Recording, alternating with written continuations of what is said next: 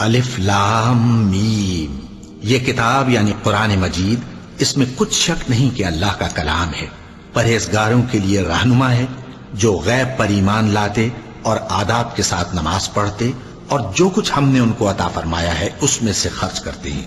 اور جو کتاب اے پیغمبر تم پر نازل ہوئی اور جو کتابیں تم سے پہلے پیغمبروں پر نازل ہوئیں سب پر ایمان لاتے اور آخرت کا یقین رکھتے ہیں۔